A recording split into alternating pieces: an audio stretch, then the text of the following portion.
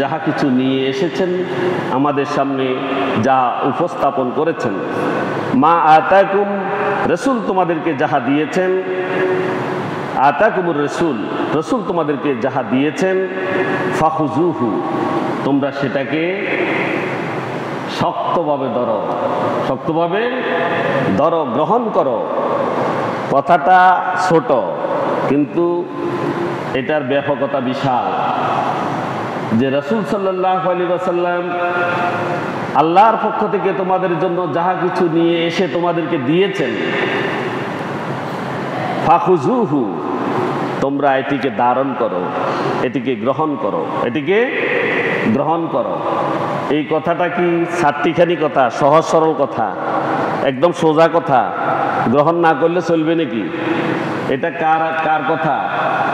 মহান আল্লাহ রাব্বুল আলামিনের যত কথা, এটা হচ্ছে চূড়ান্ত ফয়সালা, চূড়ান্ত ফয়সালা আল্লাহর তরফ থেকে, যে রাসূল সাল্লাল্লাহু আলাইহি ওয়াসাল্লাম তোমাদের জন্য যাহা কিছু নিয়ে এসেছেন, আল্লাহর তরফ থেকে তোমাদেরকে এনে যাহা কিছু দিয়েছেন, ফাখুজুহু, তোমরা সেটাকে গ্রহণ করো, এটাকে আঁকড়ে ধরো, এটাকে আঁকড়ে ধরো, নিজেদের জীবনে বাস্তবায়ন করো। ওয়ামা নাহাকুম, এবং তোমাদেরকে যাহা কিছু তিনি নিষেধ করেছেন, যাহা কিছু নিষেধ করেছেন, মানা করেছেন, বারণ করেছেন, আনহু, ওই সকল সব কাজকর্মের মধ্য থেকে, ফান্তাহু, তোমরা সেটাকে কি করো? সেটা থেকে বিরত থাকো, সেটা থেকে বিরত থাকো, সেটাকে ত্যাগ করো। তাহলে এটার ব্যাখ্যা কি? আল্লাহ বলছেন, রাসূল সাল্লাল্লাহু আলাইহি ওয়াসাল্লাম তোমাদের কাছে যাহা কিছু নিয়ে এসেছেন সেটাকে তোমরা গ্রহণ করো, সেটাকে, এবং যাহা কিছু বর্জন করতে বলেছেন তাহা থেকে বিরত থাকো। দুইটা কথা তো, কয়টা কথা? একটা গ্রহণ আর একটা বর্জন। এখন আমরা কি যেটা বর্জনীয় সেটা গ্রহণ করে বসে আছি? যেটা অর্জন করতে বলেছেন সেটা বর্জন করে বসে আছি? এমনটি মনে হয় না? মনে হয় কিনা? আমাদের সমাজে এমন মনে হয় কিনা যে রসুল যাহা দিয়ে এসেছেন সেটাকে গ্রহণ করতে বলছে, আর যেটা বর্জন করতে বলছেন সেটাকে বর্জন করতে হবে, কিন্তু আমরা সেটা করছি না, সেটা থেকে বিরত থাকছি না। এই জন্যই তো আল্লাহ রাব্বুল আলামিন জান্নাত এবং জাহান্নাম দুটি রেখেছেন, ঠিক কিনা? এই জান্নাত ভোগ করবে তারা যারা গ্রহণীয় বিষয় গ্রহণ করবে এবং বর্জনীয় বিষয়কে বর্জন করবে। এরপর আল্লাহ বলছেন, ওয়াত্তাকুল্লাহ, ভয় করো কাকে? আল্লাহকে। কোথায়? শুধু কি মসজিদে? না দুনিয়ার কাজে কর্মে? ব্যক্তি জীবনে আসেনি? আছে। পারিবারিক জীবনে, সামাজিক জীবনে, রাষ্ট্রীয় জীবনে, সবখানে তো আছে। তো এই সব জায়গাতে আল্লাহকে ভয় করতে হবে। অন্ধকারে আল্লাহকে ভয় করা লাগবে নি? লাগবে না? রোজা রেখে পানির নিচে ডুব দিয়ে পানি খাইলে আল্লাহ দেখেননি? দেখতেছে না? অর্থাৎ যেখানেই থাকুক, অন্ধকারে থাকুক, দিনে থাকুক, আর যেই কর্মেই থাকুক, সেখানে ভয় থাকবে কার? মহান আল্লাহ সুবহানাহু ওয়া তাআলা। আল্লাহ সেই কথা বলছেন, ওয়াত্তাকুল্লাহ, তোমরা আল্লাহকে ভয় করো। কাকে? আল্লাহকে ভয় করো। তারপরে বলছে, ইন্নাল্লাহা শাদীদুল আযাব, ইকাব, যে আল্লাহ রাব্বুল আলামিন বলেছেন যে আল্লাহর ধরা কেমন? আল্লাহর ধরা কেমন? মজবুত, খুবই শক্ত। তিনি শক্তভাবে ধরবেন। এর জন্য একটা আয়াতেই তো জীবন পরিবর্তনের জন্য যথেষ্ট, নাকি? যে রাসূল যা দিয়ে এসেছেন গ্রহণ করা, এবং যা তিনি নিষেধ করেছেন সেটা থেকে বিরত থাকা, আল্লাহকে ভয় করা। আর মনে রাখতে বলছে যে আল্লাহর ধরা খুবই কঠিন, খুবই কঠিন, শক্ত ধরা। এটা যদি ঠিক না থাকে তাহলে তিনি শক্তভাবে ধরবেন। আল্লাহ রাব্বুল আলামিন আমাদেরকে আল্লাহ এবং তার রসুলের সাথে থাকার তৌফিক দান করুন। প্রত্যেকে বলি আমিন। وقال رسول الله صلى الله عليه وسلم من أحب سنتي فقد أحبني ومن أحبني كان معي في الجنة رواه الترمذي। তিরমিজি শরীফে এসেছে, রাসূলুল্লাহ সাল্লাল্লাহু আলাইহি ওয়াসাল্লাম বলেছেন, মান আহাব্বা সুন্নতি, যে ব্যক্তি আমার সুন্নতকে ভালোবাসলো, যে ব্যক্তি আমার সুন্নতকে ভালোবাসলো। সুন্নত কি? কদু খাওয়া সুন্নত, মধু খাওয়া সুন্নত, এটা নি? এটা নি সুন্নত আর আছে নি? রাসূল সাল্লাল্লাহু আলাইহি ওয়াসাল্লামের পুরা জীবনটা মানার নাম সুন্নত, পুরাটাই কি সুন্নাত। রাসূল যাহা করেছেন, যাহা করতে বলেছেন এবং যাহা কিছু তিনি অনুমোদন করেছেন, সম্মতি প্রকাশ করেছেন, সাহাবীরা করে এসে তাকে বলেছেন যে আমি এই কাজটি করেছি, এটি বিধিসম্মত হয়েছে কিনা, রাসূল সাল্লাল্লাহু আলাইহি ওয়াসাল্লাম সেটাকে অনুমোদন করেছেন, সেটা। তাহলে সুন্নত কয়টা? 3টা। রাসূল যাহা করেছেন, রাসূল যাহা বলেছেন এবং রাসূল সাল্লাল্লাহু আলাইহি ওয়াসাল্লাম যাহা কিছু অনুমোদন করেছেন, তিনটার নাম হচ্ছে সুন্নত। এজন্য সাহাবীদেরকেও মানতে হবে নাকি? সাহাবী না মানলে চলব নি? তাবেঈ মানতে হবে নি?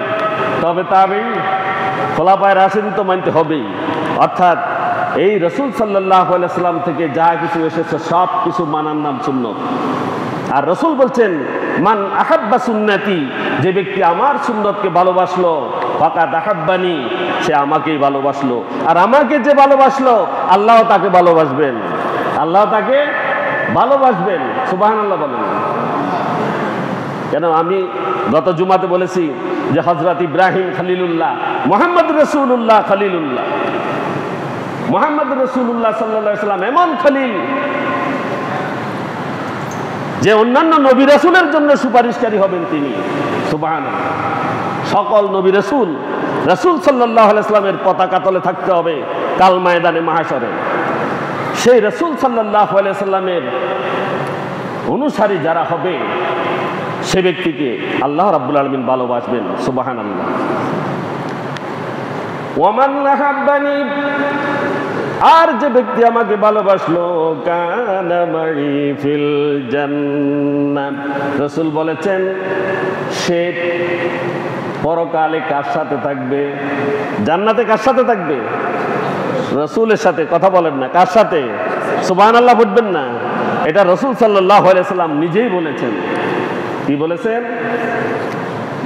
যে ব্যক্তি আমার সুন্নতের ভালোবাসলো সে আমাকে ভালোবাসলো, আর যে আমাকে ভালোবাসলো সে আর আমি একসাথে জান্নাতে থাকবো। সুবহানাল্লাহ। এটা রাসূল সাল্লাল্লাহু আলাইহি ওয়াসাল্লাম বলেছেন। এটার উপরে কি কারো সন্দেহ আসেনি?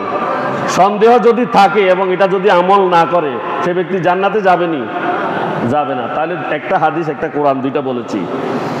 কোরআনের কথা বলেছি, আল্লাহ বলছেন যেটা আমি রাসূলের মাধ্যমে দিয়েছি সেটাকে তোমরা গ্রহণ করো, রাসূল যেটাকে বর্জন করতে বলেছে সেটা বর্জন করো, আর ভয় করবা আল্লাহকে।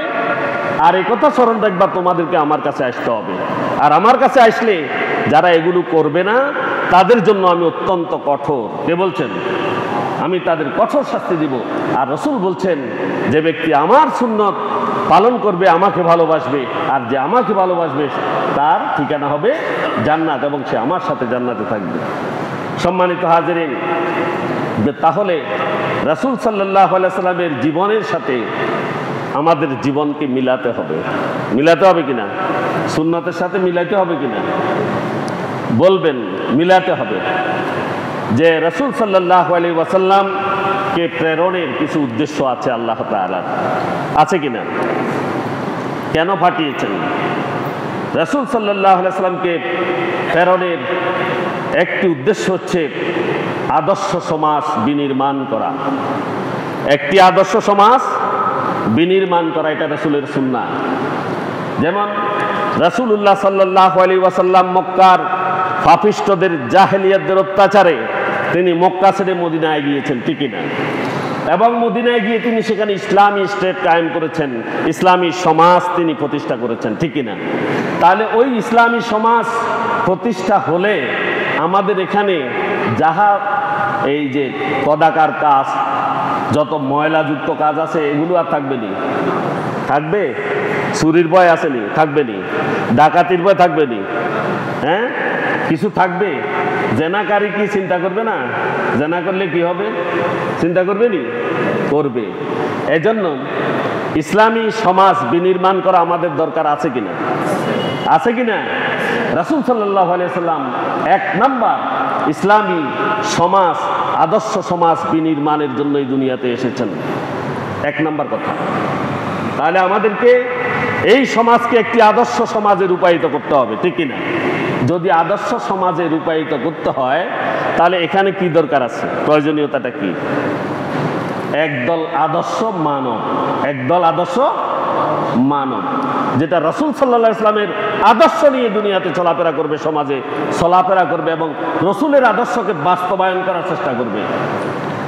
এইরকম একদল লোক থাকা দরকার, আছে কিনা?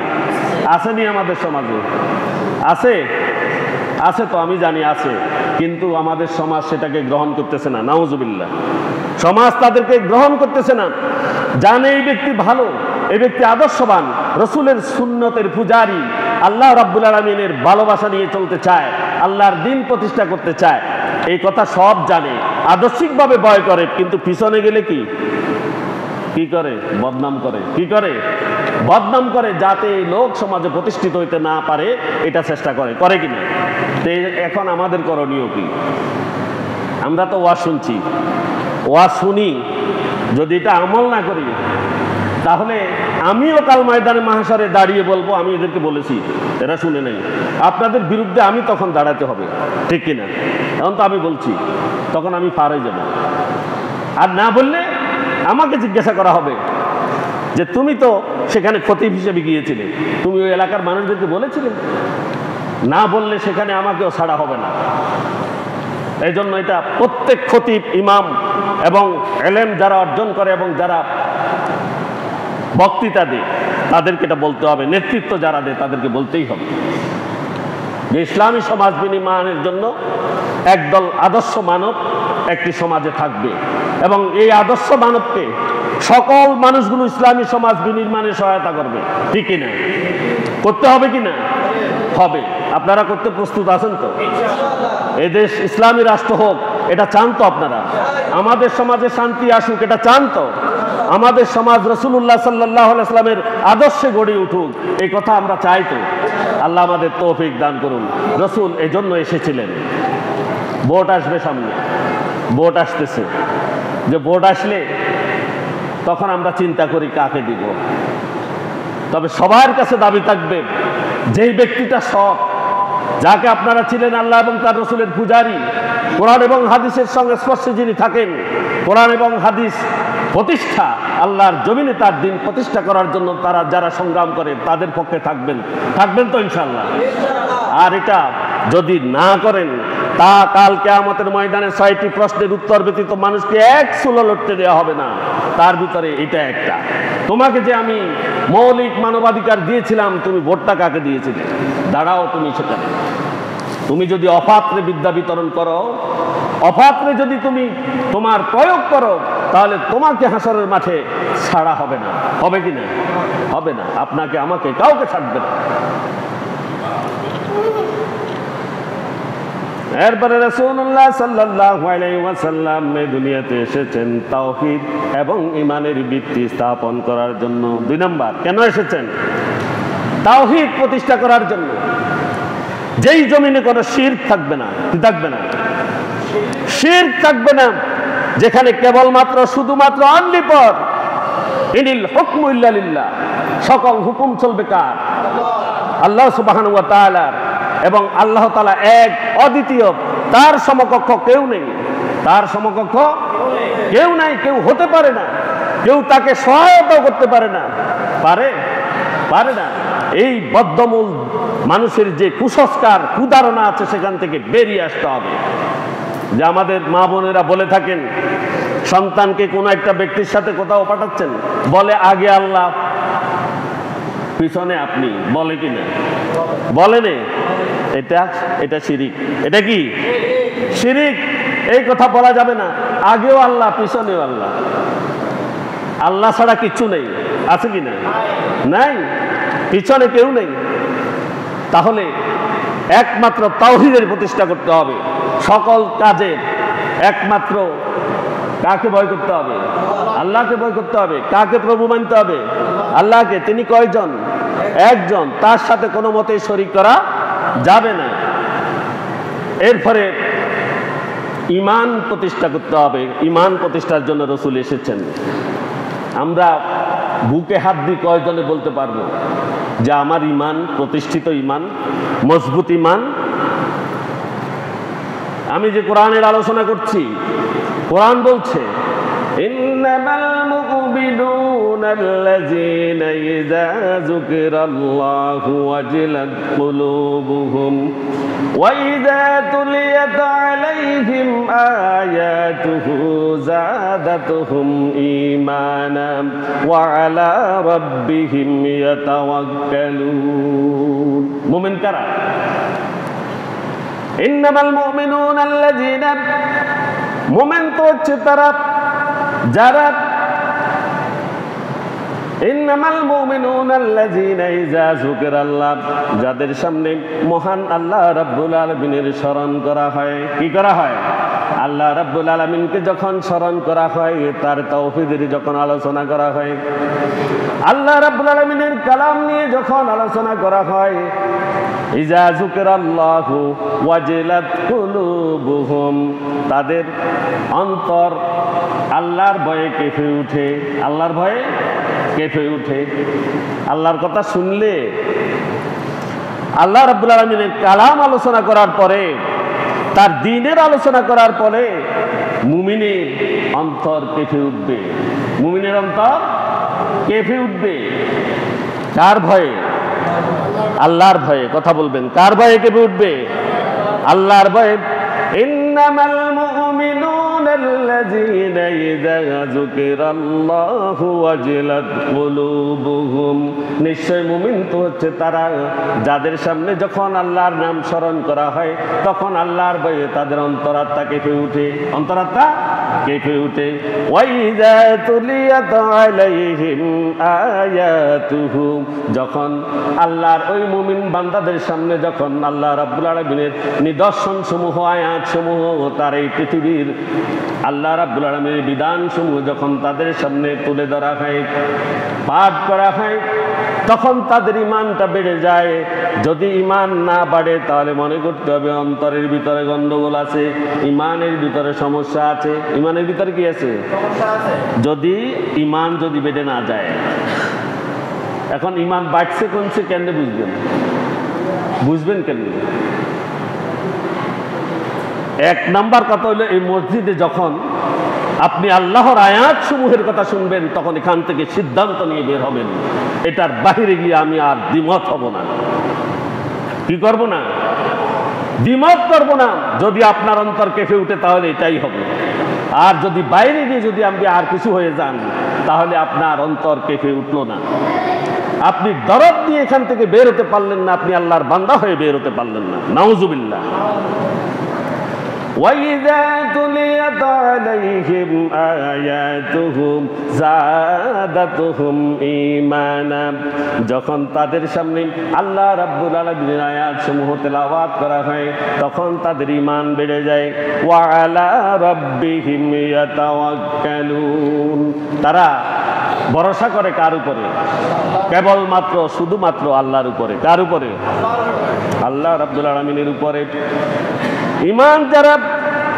ঈমানদার যারা তারা সব সময় পড়ে মুমিন মুসলমানেরা সব সময় পড়ে বিসমিল্লাহির রহমানির রহিম কুল হুয়াল্লাহু আহাদ বলুন হে নবী মুহাম্মদ রাসূলুল্লাহ সাল্লাল্লাহু আলাইহি ওয়াসাল্লাম আল্লাহ তাআলা কয়জন একজন আল্লাহুস সামাদ তিনি কারো মুখাপেক্ষী নন তিনি কারো কি মুখাপেক্ষী নেই হ্যাঁ লাম ইয়ালিদ ওয়া লাম ইউলাদ তিনি কাউকে জন্ম দেননি এবং কারো কাছ থেকে তিনি জন্মগ্রহণ করেননি ওয়া লাম ইয়াকুল লাহু কুফুয়ান আহাদ আর এই পৃথিবীতে তার সমকক্ষ কেউ হতে পারে না পারেনি আসেনি তার সমকক্ষ কেউ আছে এই কয়টা কথা বলছে এখানে বলুন আল্লাহ এক বলুন আল্লাহ এক এই কথার উপরে দৃঢ় ঈমান রাখতে হবে এটা প্রতিষ্ঠিত করার জন্য রাসূল এই দুনিয়াতে এসেছেন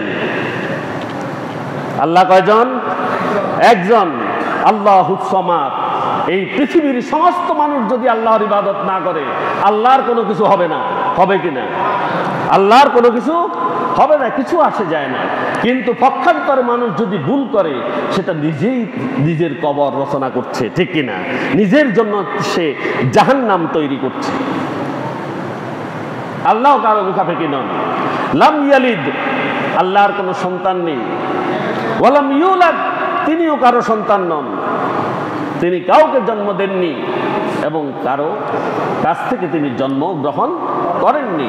সুতরাং তার ওয়ালি ওয়ারিস কেউ নাই, ওয়ালি ওয়ারিস কেউ নাই। আপনি যে শরিক করেন, শরিক করলে এই আয়াতের সাথে সংঘর্ষ বাজে যায়, ঠিক কিনা? আর সংঘর্ষ যখন বাজে তখন আপনি জাহান্নামের উপযুক্ত। কিসের? আল্লাহ রাব্বুল আলামিন একটা গুনাহ মাফ করবেন না, একটা গুনাহ মাফ করবেন না, কোনো মতেই না। সেটা হচ্ছে তার সাথে শিরিক করা। কি করা? তার সাথে 70টি মতান্তরে 100টি কবিরা গুনাহ আছে। আপনারা কবিরা গুনাহ নামক একটি বই আছে, ইমাম শামসুদ্দিন আয-যাহাবী এই বইটি লিখেছেন, আপনারা এটা পড়বেন। কবিরা গুনাহগুলো কি? এটার মধ্যে 1 নাম্বার কবিরা গুনাহ হচ্ছে আল্লাহর সাথে শিরিক করা। কি করা? আল্লাহর সাথে শিরিক করা। এটা থেকে বিরত থাকতে হবে।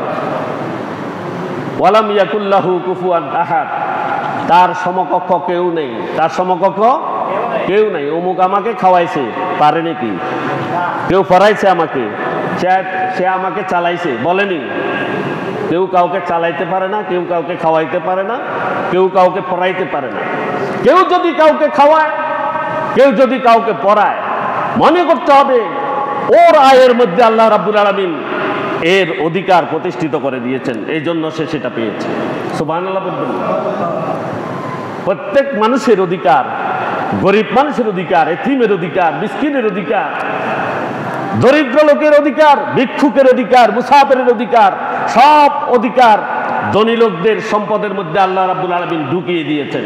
এই জন্য ঢুকিয়ে দিয়েছেন, তাকে পরীক্ষা করবেন। তাতে কি করবেন? পরীক্ষা করবেন। আল্লাহর পরীক্ষা উত্তীর্ণ না হয়ে সেই চিন্তা না করে সে বলে আমি অমুককে খাওয়াইছি, নাউযুবিল্লাহ। এই কথা বলার পর ঈমান থাকে না, ঈমান থাকে না। আপনি যে মানুষ রাত্রির অন্ধকারে নিজের জোতার ভয়ে হাঁটতে শীতে পড়ে যান, আপনি আবার নিজেকে কি শক্তিশালী মনে করেন? আপনি কি খাওয়ান? আপনাকে খাওয়ানোর সেই যোগ্যতা দিছে কে? আপনি খাওয়ান না, বরং আপনাকেও খাওয়ায় আল্লাহ, ঠিক কিনা? তাহলে রাসূল সাল্লাল্লাহু আলাইহি ওয়াসাল্লাম দ্বিতীয় নাম্বার যে জন্য এসেছেন সেটি হচ্ছে তাওহীদ এবং ঈমান প্রতিষ্ঠা করার জন্য। এরপরে রাসূলুল্লাহ সাল্লাল্লাহু আলাইহি ওয়াসাল্লাম দুনিয়াতে এসেছেন ন্যায় বিচার ও সমতা প্রতিষ্ঠা করার জন্য। ন্যায় বিচার ও সমতা প্রতিষ্ঠা করার জন্য। হক আসেনি? হক আসেনি? 1 নম্বর হকের কথা কই রাই। হক ভাই বোন, এতিম মিসকিন ফুফু, এদের হক আসেনি? আছে। এই হকটা যে ব্যক্তি মেরে দিতে চায়, এই ব্যক্তি সরাসরি রাসূলের বিরুদ্ধে। সরাসরি কার বিরুদ্ধে? রাসূলের বিরুদ্ধে, কোরআনের বিরুদ্ধে। কারণ রাসূল সাল্লাল্লাহু আলাইহি সাল্লাম ন্যায় বিচার করতে এসেছেন, ন্যায় বিচার করতে এসেছেন এবং সকলের মধ্যে সমতা প্রতিষ্ঠা করার জন্য এসেছেন। এখন মনে করে বড় ভাই ছোট ভাইদেরকে ঠকাই দিবে, ফুফুদেরকে সম্পদ দেবে না, বোনদেরকে মাহরুম করবে, এগুলো সম্পূর্ণ হারাম। সম্পূর্ণ কি? হারাম। এতিমের অধিকার প্রতিষ্ঠা, মিসকিনের অধিকার প্রতিষ্ঠাা, দরিদ্রদের অধিকার প্রতিষ্ঠা করার জন্য রাসূল এখানে এসেছেন। সবাই মানুষ, আবার অমুসলিম যারা আছে তাদের অধিকারও আছে। আছে কিনা? অমুসলিম যারা আছে তাদের অধিকার আছে কিনা? তারা 1 নম্বর অধিকার, তারা মুসলমানদের কাছে নিরাপদ থাকবে। কি থাকবে? মুসলমানদের কাছে তারা নিরাপদ থাকবে, মুসলমানেরা তাদের নিরাপত্তা বিধান করবে। একবার রাসূল সাল্লাল্লাহু আলাইহি ওয়াসাল্লামের সামনে দিয়ে এক ইহুদির জানাজা যাচ্ছিল, আর রাসূল সাল্লাল্লাহু আলাইহি ওয়াসাল্লাম একটি গাছের তলায় বসেছিলেন। আর বসা অবস্থায় তিনি যখন ওখান দিয়ে জানাজা যাচ্ছিল ইহুদির, রাসূল সাল্লাল্লাহু আলাইহি ওয়াসাল্লাম উঠে দাঁড়িয়ে গেলেন। আর সাহাবীরা জিজ্ঞাসা বললেন রাসূলকে, ইয়া রাসূলুল্লাহ, এটা তো একজন ইহুদি, ইহুদির জানাজা যাচ্ছে, আপনি কেন এখানে দাঁড়ালেন? বললেন, ইহুদি সে তো একটা মানুষ। সুবহানাল্লাহ বলবেন না? সে তো একটা কি মানুষ। এই মানুষটাকে সৃষ্টি করেছে আল্লাহ সুবহানাহু ওয়া তাআলা। তাকে ঘৃণা করার, তাকে অধিকার থেকে বঞ্চিত করার কোনো অধিকার কোনো মুসলমানের নাই। আছে কিনা? নাই। এখন তো আমরা একবারে কোরআন না বুঝি দম্বি হিন্দুদেরকে মারতে যাই, খ্রিস্টানদেরকে মারতে যাই লাঠি সোটা দিয়ে, ঠিক কিনা? তোমাকে কে বলছে এটা করার জন্য? কোরআন হাদিস এটা নিষেধ করেছে। হক প্রতিষ্ঠা করতে হবে প্রত্যেকের। এই দুনিয়াতে রসুল এসেছেন কি ন্যায় বিচার এবং সমতা প্রতিষ্ঠা করার জন্য। হকদারের হক যথাযথ আদায় করতে হবে। কেউ যদি হক দিতে অস্বীকার করে তাকে সেটা আদায় করে দিতে হবে। এই সমাজের দায়িত্ব, এই সমাজের দায়িত্ব এটা করবেন। রসুলের জন্য এসেছেন। চতুর্থ রসুল যে জন্য এসেছেন নৈতিকতা উন্নত চরিত্র গঠন করার জন্য। রসুল কি জন্য এসেছেন? এই যে আমাদের দেশে নৈতিকতাহীন মানুষ আছেনি? নাই? কোনো কথা বাইরে নাই। অনৈতিক মানুষ নাই? আছে কি না? আছে। রসুল এসেছেন নৈতিকতা প্রতিষ্ঠা করার জন্য। সে কি করে? সে আবার রসুলকে মানেও, ঠিক কিনা? রসুলকে মানে যদি নৈতিকতা প্রতিষ্ঠার পিছনে না থাকে এ কি মানুষই?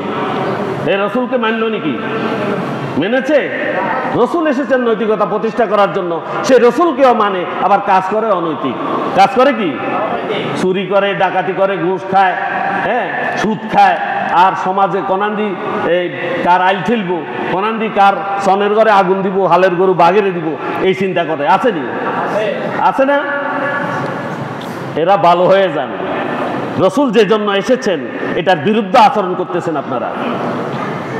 রসুল এসেছেন নৈতিকতা প্রতিষ্ঠা করার জন্য আর উন্নত চরিত্র গঠন করার জন্য। উন্নত চরিত্র গঠন করতে হলে এক নম্বরে কোরআন হাদিসের সাথে থাকতে হবে, ঠিক কিনা? রসুলের জীবনই পড়তে হবে, রসুলের জীবনকে নিয়ে গবেষণা করতে হবে। রসুল সাল্লাল্লাহু আলাইহি ওয়াসাল্লামের শুধু নবুয়তের পূর্ব সময় নয়, নবুয়তের পরবর্তী সময় রসুলের মৃত্যু পর্যন্ত 63 বছর জিন্দেগির সব কিছু মানতে হবে, ঠিক কিনা? মানতে হবে না? রসুল নবুয়তের আগে ভালো কাজ করেন নাই?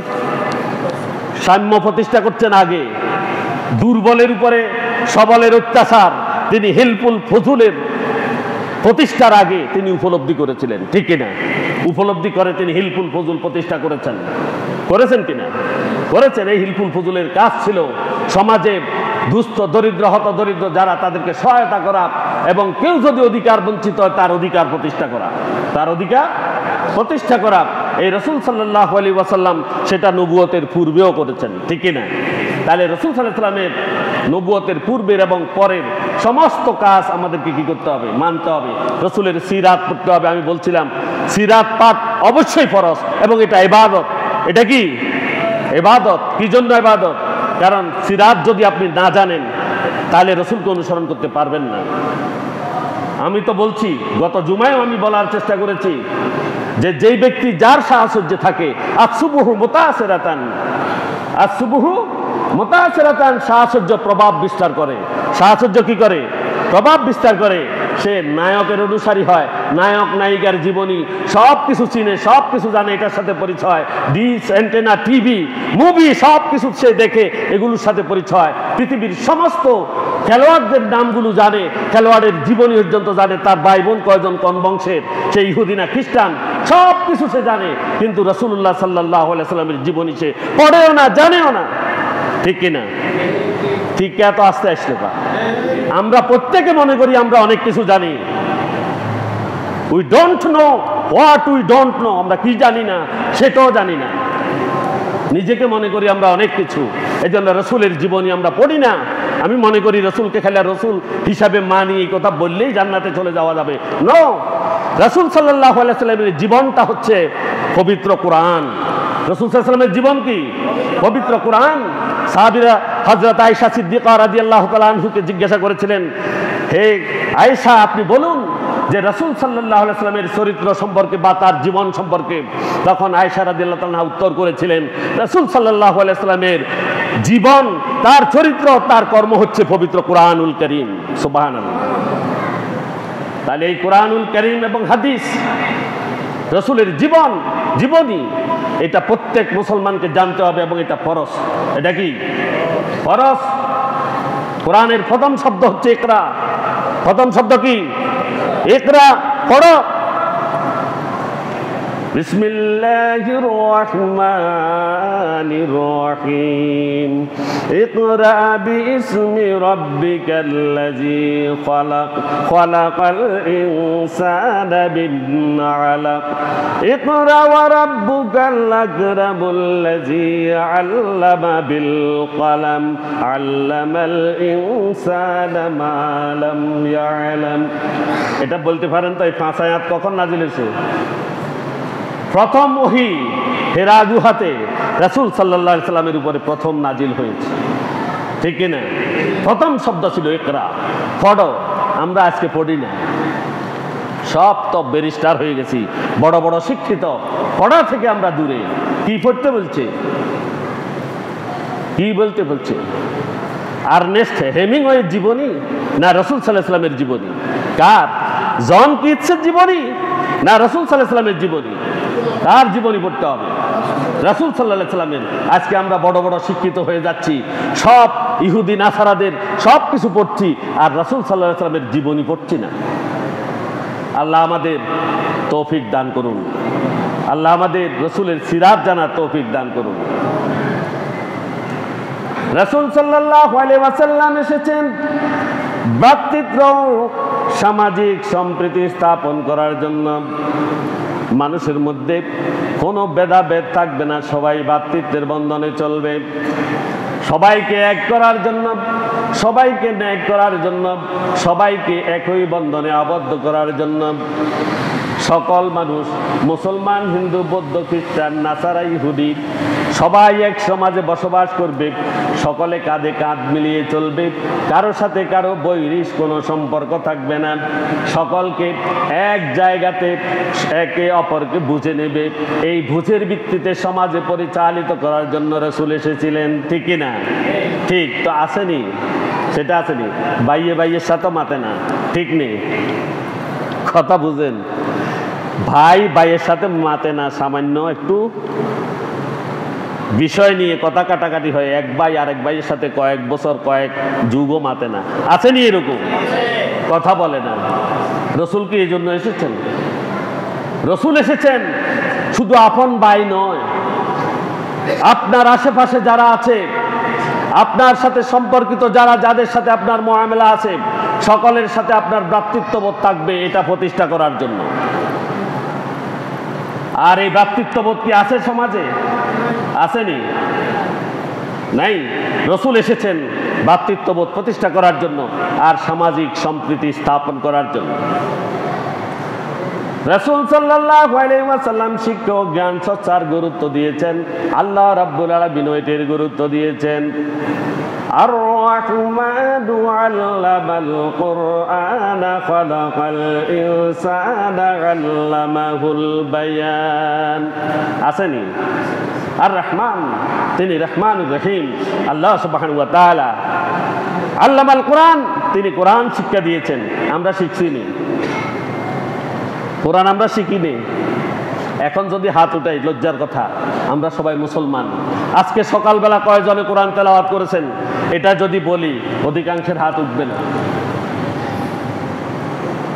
Quran is our guide. কোরআন আমাদেরকে পরিচালনা করবে, আমাদের গাইড, জীবনের পরিচালনা করবে কে? কে করবে? কোরআন। সেই কোরআন আমি পড়ি না, আমার গাইডটা। তাহলে পরীক্ষা ফেল না পাস? ফেল না পাস? কথা কর না। পরীক্ষার আগের রাতে কিছুদিন যদি পড়ালেখা না করেন, পরীক্ষা পাস না ফেল? তো কোরআন যে গাইড দেওয়া হয়েছে আমাদেরকে শেখার জন্য, এটা আমরা পড়ছি না, তাহলে পরীক্ষা ফেল না পাস? ফেল কিনলে হবো। আমরা কোরআন পড়বো তো ইনশাল্লাহ? পড়বো। কোরআন পড়বো, বুঝে পড়বো, অর্থ সহ পড়বো, ব্যাখ্যা বিশ্লেষণ সহ পড়বো। প্রয়োজনে 5 আয়াত পড়বো ডেলি, না পারলে 2 আয়াত পড়বো অর্থ সহ। ঠিক আছে কিনা? ইনশাআল্লাহ আল্লাহ আমাদের তৌফিক দান করুন। এরপরে নবীজির নৈতিক জীবন, এটা তো আসলে শেষ হয়ে যাবে বই কথা। রাসূল সাল্লাল্লাহু আলাইহি ওয়াসাল্লামের জীবন যদি 1 বছর আলোচনা করে শেষ হবে নি? শেষ হবে নি? তা আমরা এখানে 5-6টা বিষয় আলোচনা করেছি। সেটার সামারি হচ্ছে আল্লাহ রাব্বুল আলামিন রসুলকে পাঠিয়েছেন আমাদের জন্য কিছু দিক নির্দেশনা দিয়ে। কি দিয়ে? কিছু দিক নির্দেশনা দিয়ে পাঠিয়েছেন। আল্লাহ বলছেন তোমরা যদি সেটাকে ধারণ করো তাহলে তোমরা আমার কাছে আসবে, পুরস্কার পাবে। আমার কাছে আসবে, পুরস্কার পাবে। আর রসুল যা নিয়ে এসেছেন সেটা যদি তোমরা ধারণ না করো তাহলে তোমরা খেয়াল রেখো আমার দ্বারা শক্ত। আমার দ্বারা কি? শক্ত। এটা একটা কথা। দ্বিতীয় কথা হচ্ছে রাসূল সাল্লাল্লাহু আলাইহি ওয়াসাল্লাম বলছেন যে ব্যক্তি আমার সুন্নতকে ভালোবাসবে সে আমাকে ভালোবাসবে। কাকে? সুন্নতকে ভালোবাসা মানে রাসূলকে ভালোবাসা। আর যে ব্যক্তি রসুলকে ভালোবাসলো, রসুল বলছেন সে আর আমি একসাথে জান্নাতে থাকবো। সুবহানাল্লাহ। তাহলে এটা হচ্ছে হাদিসের কথা। এরপরে 5টি কথা বলেছি, সেটা হচ্ছে রসুল এসেছেন এখানে একটি আদর্শ সমাজ বিনির্মাণ করার জন্য। আদর্শ সমাজ বিনির্মাণ যারা করবে না এবং যারা এটার সাথে একত্বতা ঘোষণা করবে না, আল্লাহর দরা থেকে তারা বাঁচবে না এবং রসুলের সুপারিশও সে পাবে না। রসুলের সুপারিশও সে পাবে না। তাহলে আমরা আদর্শ সমাজ গঠনে বদ্ধপরিকর হব ইনশাআল্লাহ। পারবো কিনা? ইনশাআল্লাহ সবার বাইর হয়ে যায় মুখ থেকে। এতগুলো মানুষে যদি ইনশাআল্লাহ জোরে বলে মসজিদে সাদিয়ান উপরে উঠে যাবো। হয়তো একটু জোরে বলেন না ইনশাআল্লাহ। আদর্শ সমাজ গঠন করতে হবে আমাদেরকে এবং এখানে যারা আদর্শ সমাজ প্রতিষ্ঠা করতে চায় তাদের সাথে আমরা থাকব এবং আদর্শ সমাজ গঠনে আমরা সহায়তা করব ইনশাআল্লাহ। এরপরে রসুল এসেছেন তাওহীদ বা একত্ববাদ প্রতিষ্ঠা করার জন্য, আল্লাহ এক অদ্বিতীয়, এবং ইমানের ভিত্তি স্থাপন করার জন্য। ইমানের ভিত্তি স্থাপন করার জন্য ইমানের 3টি দিক: তাসদিক বিল জিনান, ইকরার বিল লিসান, আমর বিল আরকান। তাসদিক বিল জিনান, অন্তরে বিশ্বাস করা। অন্তরে বিশ্বাস করার নাম কি? ঈমান। ইকরার বিল লিসান, মুখে স্বীকার করা, মুখে স্বীকার করা। আর তৃতীয় যেটা সেটা হচ্ছে কাজে পরিণত করা, আমল করা। কি করা? আমল করা। এই 3টার নাম হচ্ছে ঈমান। এই ঈমানের ভিত্তি প্রতিষ্ঠা করার জন্য রাসূলুল্লাহ সাল্লাল্লাহু আলাইহি ওয়াসাল্লাম এসেছিলেন। ন্যায় বিচার প্রতিষ্ঠা করার জন্য তিনি দুনিয়াতে এসেছিলেন। আমরা ন্যায় বিচার প্রতিষ্ঠা করার চেষ্টা করব। ভালো মন্দ বুঝবো আগে, তারপরে রায় দিব। ঠিক কিনা? এরপরে ন্যায় প্রতিষ্ঠার জন্য আমরা চেষ্টা করব। আর সমাজে আমরা সমতা প্রতিষ্ঠা করব। নিজেরা নৈতিক হব, পরিবারকে নৈতিকভাবে গড়ে তুলব এবং সমাজকে নৈতিকতা সম্পন্ন সমাজ হিসাবে গড়ব। রসুল এই জন্য এসেছিলেন। এরপরে চরিত্র উন্নত হইতে হবে। চরিত্র কেমন হইতে হবে? উন্নত হইতে হবে। কেমন উন্নত? যেই ব্যক্তিকে দেখা মাত্রই আল্লাহর কথা মনে হয়। যে ব্যক্তিকে দেখা মাত্রই কার কথা স্মরণ হয়? আল্লাহর কথা স্মরণ হয়। এমন উন্নত চরিত্রের অধিকারী করার জন্য রাসূল সাল্লাল্লাহু আলাইহি ওয়াসাল্লাম এসেছিলেন। আর এই সকল উম্মতদের জন্য রাসূল কেঁদেছিলেন। সব উম্মত ন, কিছু হাদিস পড়ার পরে সবাই মনে করে রসুল বলেছেন ইয়া উম্মাতি উম্মাতি বলে কেঁদেছেন। যারা রসুলের কথা মানে নাই তারা কিসের রসুলের উম্মত? তারা কি পারে যেতে পারবে? তাদের জন্য কাঁদে নাই। এরপরে ভ্রাতৃত্ব, সামাজিক সম্প্রীতি স্থাপন করার জন্য রসুল এসেছিলেন। সর্বোপরি শেষ কথা হচ্ছে কোরআন এবং হাদিসের শিক্ষা অর্জন করা এবং এই জ্ঞান চর্চা করে আমাদেরকে প্রত্যেককে জ্ঞানী হওয়ার জন্য রাসূল সাল্লাল্লাহু আলাইহি ওয়াসাল্লাম আদেশ উপদেশ দিয়েছিলেন। এবং আল্লাহ রাব্বুল আলামিনও কোরআনে বলেছেন। আল্লাহ পাক রাব্বুল আলামিন আমাদেরকে রাসূল সাল্লাল্লাহু আলাইহি ওয়াসাল্লামের জীবনী পড়ে শিক্ষা গ্রহণ করে একজন আদর্শ মানব হওয়ার তৌফিক দান করুন। হতে পড়ে আমিন। ওয়া আখিরু দাওয়ানা আলহামদুলিল্লাহি রাব্বিল আলামিন। আসসালামু আলাইকুম ওয়া রাহমাতুল্লাহি ওয়া বারাকাতুহু।